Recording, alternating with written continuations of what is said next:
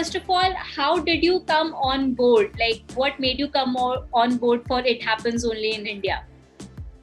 Thank you so much, Arushi, for having me. And yes, I would say I feel blessed, happy to be part of NGC family, especially for It Happens Only in India, because I remember my mom used to tell me a lot of stories about India. This is something special. And at the time, we used to travel a lot. She was a professor in the college, and we used to have those college trips. But I always felt that there has to be something which has to be explained nicely about what India is all about and how it can happen. And today we have a show which says, it happens only in India. And I'm glad that, I'm the storyteller this time, where I will introduce the best places of this country to everyone. So yes, really looking forward and have had a lot of fun, got a lot of knowledge about what I missed all these years.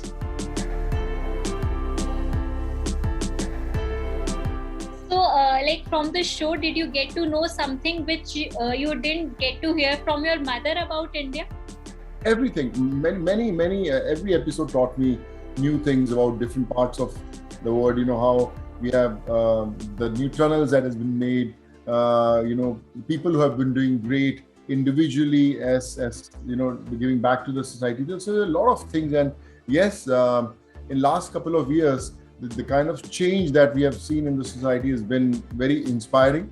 And I'm glad that, people will get to know more about all these changes, and that will inspire them to do their bits, for the country.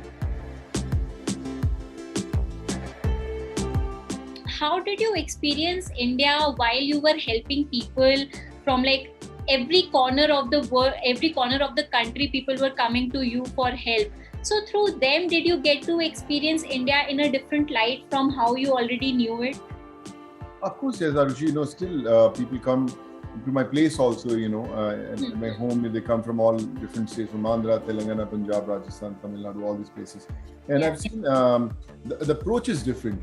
Everyone, people who come from Andhra, Telangana, they have a different approach of asking help. People who come from North, they have a different approach. And the problem is more or likely, I would say the same, but yes, the way of expressing or the way of asking changes. So I believe that, when we connect with people from different parts of the country, which I did during the lockdown, sending them back to their homes. So I got to know a lot about how a particular part of this country functions, their approach of solving a problem, their approach of addressing a need is different. And I think that's also a kind of an eye-opener for me, how to handle them. So yes, I got to learn a lot, and I'm still learning. Has there been any moment in your life when you realized that this thing happens only in India?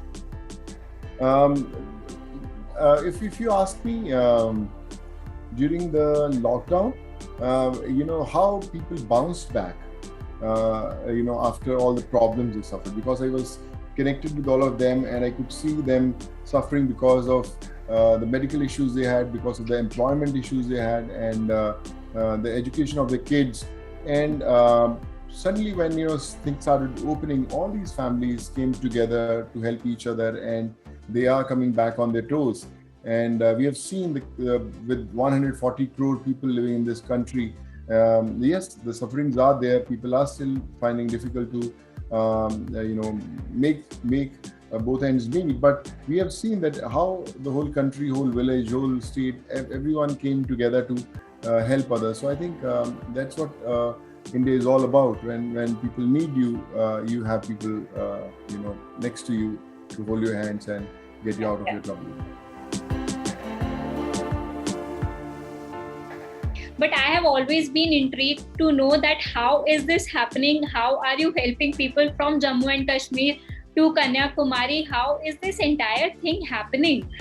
Like, to me, as a person, to me that seems like a huge project, a huge task at hand to help everybody who you can.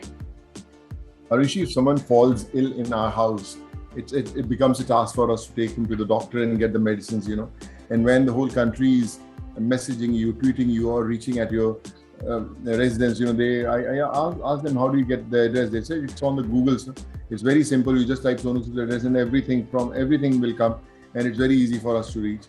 But like I said, I don't know how it's happened, but I always say that I don't think twice calling somebody I don't know for somebody I don't know.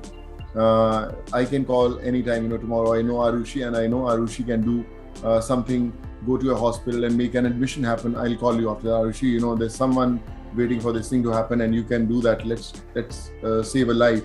So this is how it started, and in no time I got connected to almost 75,000-80,000 doctors across the country.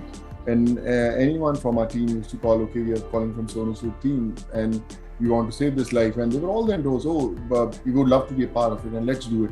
And from 1, it became 11, and 11 became 111 to 1,000. So every day we are adding more people to our family who are there. I remember I recently met a chief minister of a state, and we are having a meeting, and they said, every time a needy used to tag our office and Sonu Sood and all the other bureaucracies involved in the system. So we always used to say that let's make sure that our help reaches before Sonu Sood comes in different states. And they said 8 out of 10 times we failed. And we want to ask you we have a whole system, we have the whole machinery in place, we run the government, and how you reach before us. So I said, I don't know, but because I helped lakhs of people reach back to their home, so they became my volunteers, and I called them in the middle of night and said, boss, just go and make sure that oxygen reaches anywhere, or medicine reaches, or mobile phone reaches. So they leave everything aside and they reach to that particular house, village, or district anywhere in this country. So I think this is how the whole system, whole mechanism runs, and I hope that it runs forever. I really want to know that now, are you getting all those roles of Masihas? Since I remember you for all those grey shades and all those antagonists, and my favorite Durva Rana Day. So what is happening there? Are you getting all those positive roles now, or how is it going there on the film's front?